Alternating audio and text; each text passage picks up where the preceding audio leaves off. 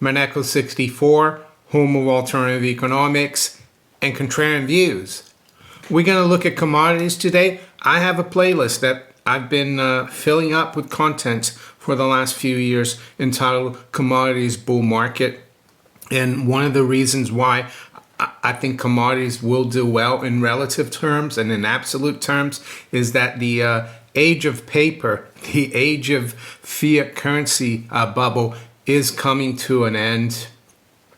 So what we're going to do today is look at some technical charts of crude oil, of the CRB index, and some analysis by Tavi Costa.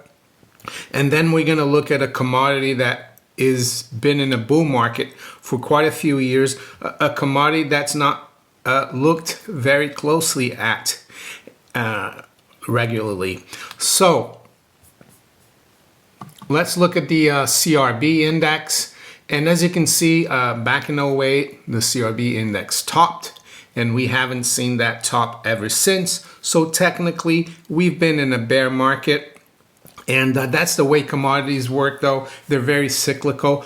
So for over these last 14, 15 years, the capital investment hasn't been as big in commodities as it has been for stocks, bonds, and other financial assets. So I think there's a lot of room for commodities in that sense. But as you can see here, there was that crash in March 2020 in everything, and commodities suffered as well. But they made a bottom there, and they rose up until 2022.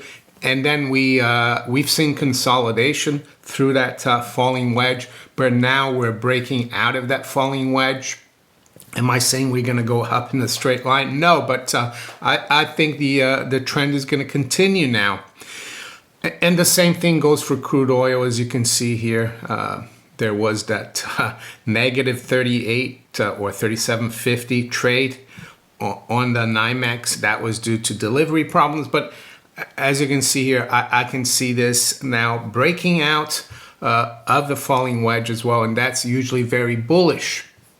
So now, I also wanted to look at some analysis, macro analysis done by Tavi Costa, who I've had on the channel a few times. He's from Crest Capital. He's a portfolio manager, and he says here, and we're going to look at Brazil because Brazil is a big part of commodities, as are all the other BRICS nations. And that's the other thing that's happening on a fundamental basis. The BRICS are saying this is our commodities, and yes, it's your problem if you want to get the commodities. A little bit like John Connolly did in the 70s to the US's trading partner. He said, it's our currency, but it's your problem. He says Brazilian equities have been attracting unprecedented levels of foreign capital investments, marking a fundamental shift since the global financial crisis. So there you go. Bovespa net foreign investments, 50-day aggregate in Brazilian reais in millions.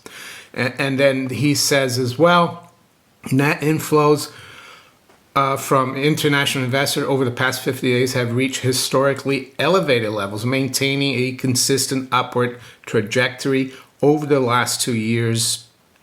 Brazilian stocks have recently broken out of a 15-year technical resistance and remain among the most undervalued equity markets, both globally and in relation to their own historical context. If this is indeed the initial phase of a long-term prolonged commodities bull market, Brazil is unmistakably one of the most enticing markets, abundant and valuable natural resources. So I'm not here trying to tell you to put your money in Brazil. I want to show you a commodity that has done really well, a commodity that is very important for energy. And recently we've even seen some geopolitical problems affecting that commodity, and it's uranium. So here we go. Niger suspends uranium and gold exports amid rumors of imminent French military intervention. So that came out about a week ago.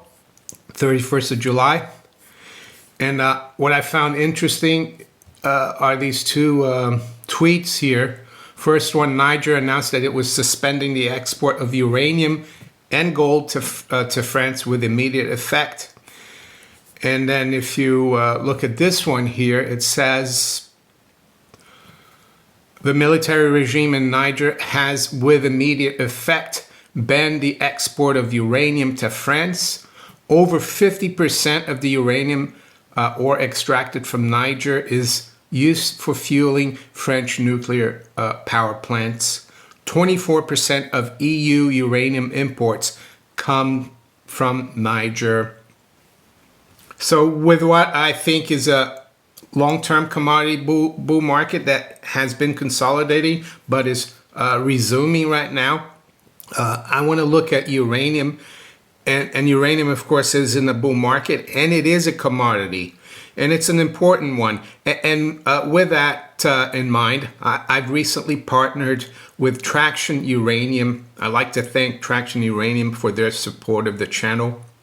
If you're interested in looking at Traction Uranium, their ticker symbol is TRCTF. They trade on the US over-the-counter or OTC market. You might need to call your broker if you're not able to put the order on your trading system. So yeah, as you can see here by the chart of the uranium price, it's been in a bull market for the last, well, actually 6-7 years. And it's a very important commodity, of course. And one of the interesting things, of course, is that governments around the world, they think that the renewables, the move to renewables is a good policy, right? All that climate change policy.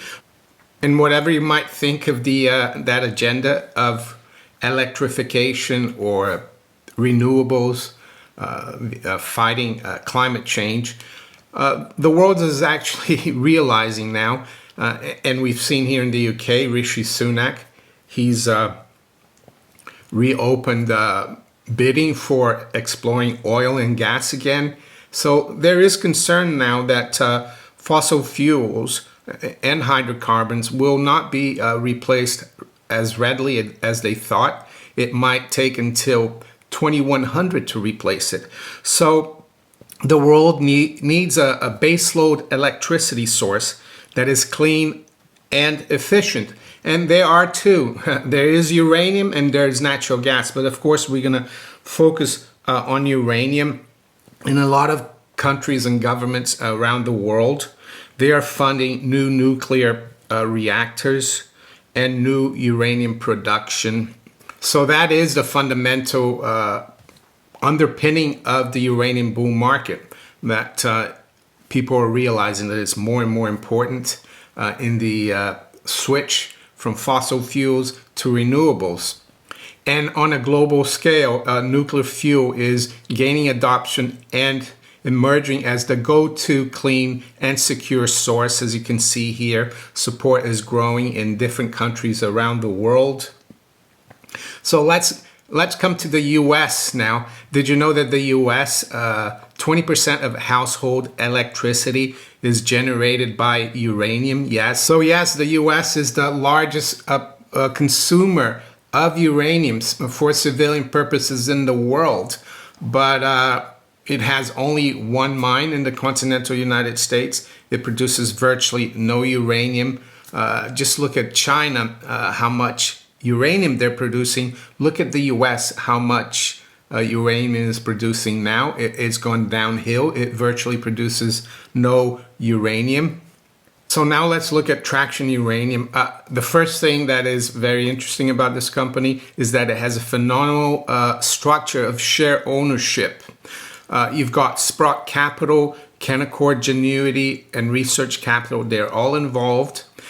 And institutional ownership and high net worth individual ownership comprise 30% of the shareholding. And an additional 55% is owned by the founders and strategic partners. So what that means is that the company has a very tight and closely held structure. And it means also that the people who believe in the company are actually the shareholders. So let's look at Traction Uranium and its projects. Well, its projects are based in the Athabasca Basin, that's in Saskatchewan, Canada. It's considered the Saudi Arabia of uranium. Nowhere else in the world does one find the kinds of grades one finds in Athabasca. Bo Tan, the company's technical advisor, was an instrumental figure in the 1975 discovery of the Key Lake uranium deposit in the Athabasca region of Saskatchewan. And the discovery led to 200 million pounds in reserves, which is how much the world consumes in 1 year right now. The present owner of that deposit is Cameco. So Traction's project is just 5 kilometers away from a world-class mill in the area. They're going to drill their project, the Key Lake South project, with a new kind of technique called vectoring. And Bo Tan, believe it or not, he's the one who pioneered this technique. So Traction Uranium has also had some promising results. Through airborne surveys, they've discovered new highly radioactive zones. And timing is key because they will start drilling very soon, and then they will have results thereafter. And another uranium company in the Athabasca region reported on a mega discovery, and their stock went up 500% in a week. So that is the idea behind Traction Uranium. It's a high risk, high reward venture opportunity. So you really need to do your due diligence and decide whether you want to risk some of your capital. And if they do strike it big, then they can go from the current market cap of just below 20 million to who knows where. It all depends on how successful they're drilling this hole in their property, Key Lake South. But they have the right team. They know the area. They have the right structure. They're funded, and the timing couldn't be better, of course, because of the uranium bull market. And I would also argue because of the commodity bull market, which in my opinion is resuming. And that's not even talking about the fundamental reasons like geopolitical reasons and also the bridging of this move from fossil fuels to renewables. Uranium and also natural gas, as I said, is going to be an important part of that. So right now, Traction Uranium is trading around 24 US dollar cents. And as you can see, the last time it traded around that level, the stock went up over 100% in 5 weeks. And mainly because there's a lot of support from insiders and institutions around these levels. So yeah, check out the company if you're interested. I'm going to leave a link to the company's website below in the description. The ticker again is TRCTF, and it's traded on the over-the-counter or OTC market in the US. With that, I'm going to wish you all a very good day. Take care. Bye.